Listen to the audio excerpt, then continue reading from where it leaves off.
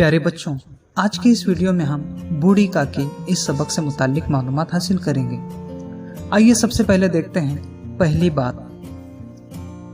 बूढ़े वालिदैन और दूसरे बुजुर्गों की इज्जत और उनकी खिदमत करना इंसानी अखलाक में बहुत अहमियत रखता है। हर मज़हब की तालीम में ये सबक दिया गया है कि माँ बाप का ख्याल रखना औलाद का फ़र्ज़ है। ख़ास तौर पर जब उनकी उम्र ज़्यादा हो जाए तो उनकी खिदमत और सेहत की तरफ औलाद को ध्यान देना चाहिए। एक दफ़ा एक नौजवान ने रसूल अकरम सल्लल्लाहु अलैहि वसल्लम से शिकायत की कि मेरे वालिद हमेशा मुझसे कुछ न कुछ मांगते रहते हैं, क्या ये मुनासिब है? रसूलुल्लाह सल्लल्लाहु अलैहि वसल्लम ने उसके वालिद को बुलाकर उसकी शिकायत से आगाह किया। बूढ़ा बाप ये सुनकर रोने लगा। उसने कहा, मैंने अपने बेटे को पाल पोस कर बड़ा किया, जो कुछ मेरे पास था सब उसकी परवरिश पर खर्च कर दिया। अब मैं बूढ़ा और कमज़ोर हो गया हूँ और कमाने के लायक नहीं, तो ये मेरी ज़रूरियात पूरी करने से इनकार करता है। हुजूर सल्लल्लाहु अलैहि वसल्लम बूढ़े की बात सुनकर आपदीदा हो गए और नौजवान से फरमाया, ए नौजवान सुन, तू और तेरा माल सब कुछ तेरे वालिद की मिल्कियत है। फिर आप सल्लल्लाहु अलैहि वसल्लम ने नौजवान को नसीहत की कि अपने बूढ़े वालिद की खिदमत करता रहे। दर्जा झेल कहानी में भी बुजुर्गों से हुस्न सुलूक का तस्करा किया गया है।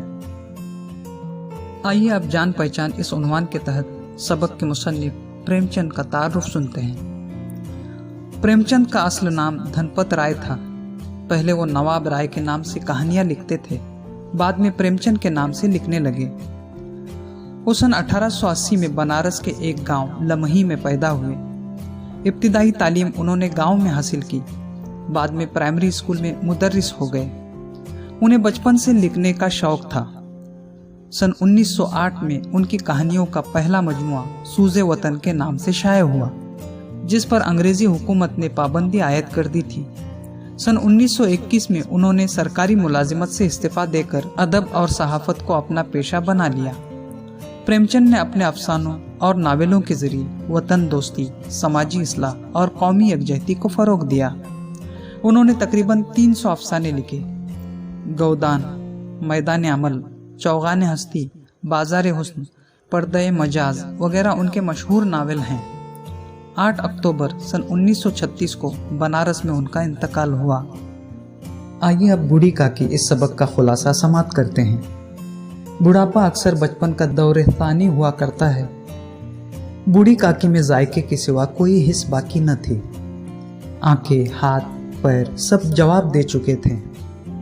वो ज़मीन पर पड़ी रहती और जब घर वाले कोई बात उनकी मर्जी के खिलाफ करते, खाने का वक्त टल जाता या मिकदार काफ़ी न होती या बाज़ार से कोई चीज़ आती और उन्हें न मिलती, तो वो रोने लगती।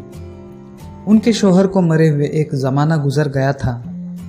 7 बेटे जवान हो कर दाग दे गए थे और अब भतीजे के सिवा दुनिया में कोई न था। उसी भतीजे के नाम उन्होंने सारी जायदाद लिख दी थी।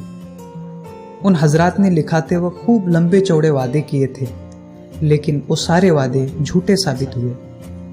अगरचा उस जमाने में जायदाद की सालाना आमदनी 150-200 रुपये से कम न थी, लेकिन बूढ़ी काकी को पेट भर रूखा दाना भी मुश्किल से मिलता था।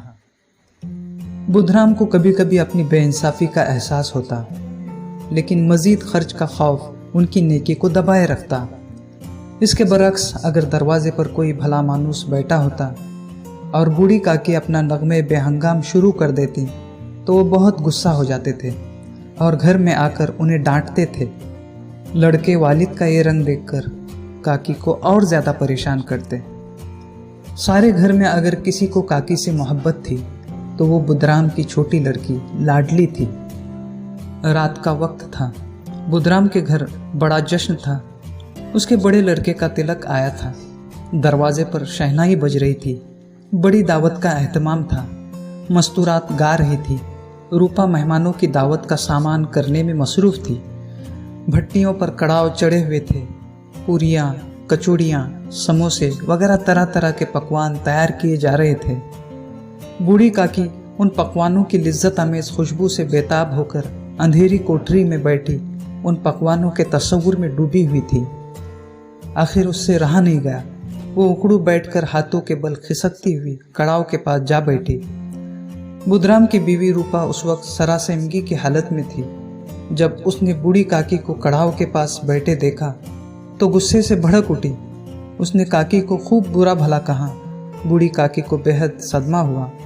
वो चुपचाप रेंगती हुई वहां से अपने कमरे में चली गई और इंतज़ार करने लगी कि मेहमानों के खाने के बाद उसे बुलाया जाएगा। एक एक लम्हा उसे एक एक घंटा मालूम हो रहा था। काफ़ी वक्त बीत गया, किसी ने उसे नहीं बुलाया।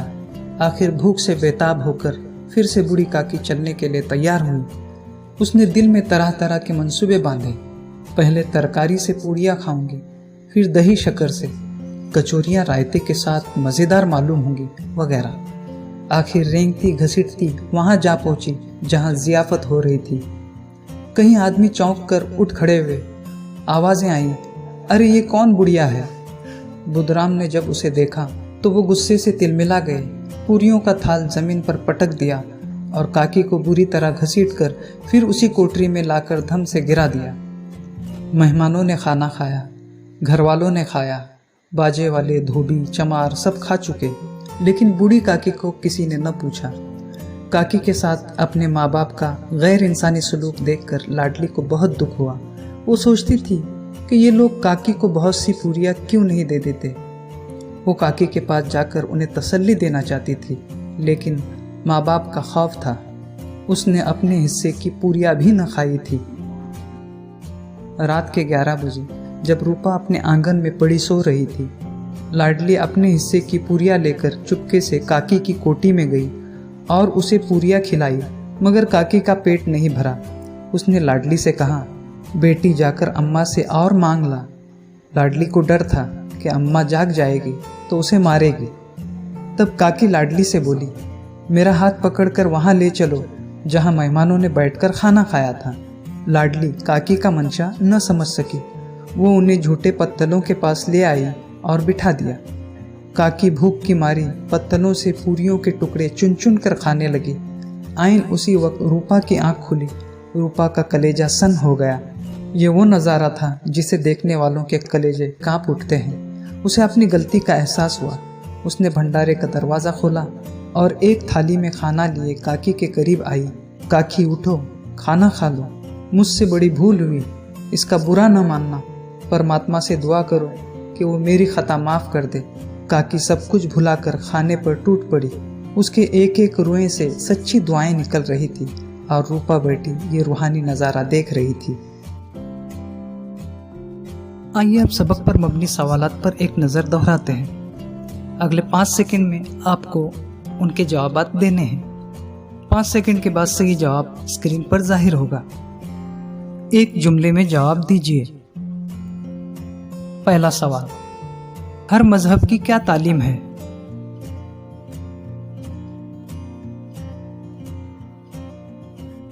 हर मजहब की तालीम है कि माँ बाप का ख्याल रखना औलाद का फ़र्ज़ है, ख़ास तौर पर जब उनकी उम्र ज़्यादा हो जाए तो उनकी खिदमत और सेहत की तरफ औलाद को ध्यान देना चाहिए। दूसरा सवाल, हुजूर सल्लल्लाहु अलैहि वसल्लम ने नौजवान को क्या नसीहत की?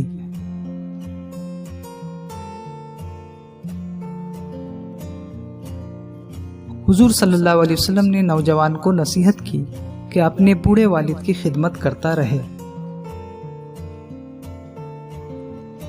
तीसरा सवाल, मुसन्निफ की किस किताब पर अंग्रेज हुकूमत ने पाबंदी आयद की?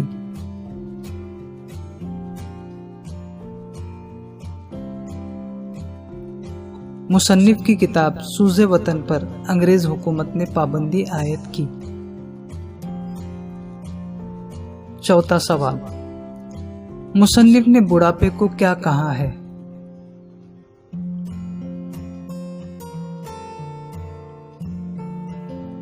मुसन्निफ ने बुढ़ापे को बचपन का दौर थानी कहा है।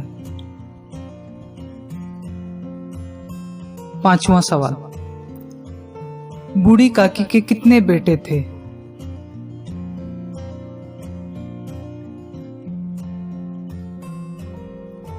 बूढ़ी काकी के 7 बेटे थे। छठा सवाल, बूढ़ी काकी से किसे मोहब्बत थी?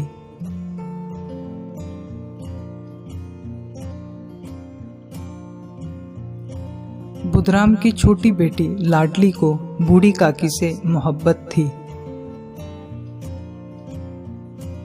7वां सवाल, रूपा कौन थी?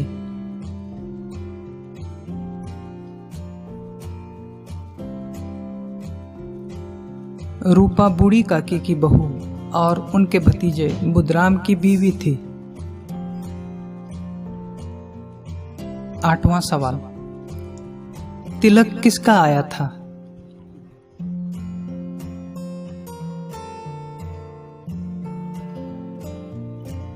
बुधराम के बड़े लड़के का तिलक आया था। 9वां सवाल, बूढ़ी काकी को किस बात का अफसोस था?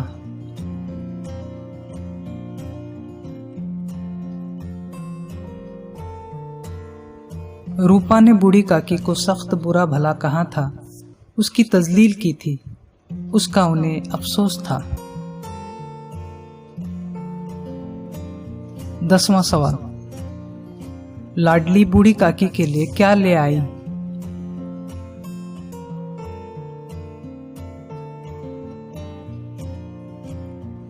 लाडली बूढ़ी काकी के लिए अपने हिस्से की पूरियां ले आई। 11वां सवाल, बूढ़ी काकी झूठे पत्तलों के पास बैठकर क्या कर रही थी?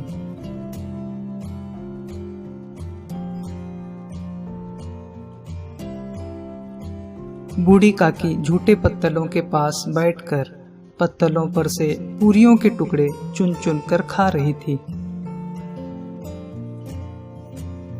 दोस्तों, आज के लिए बस इतना ही। फिर मिलते हैं अगले वीडियो में कुछ नई मालूमात के साथ।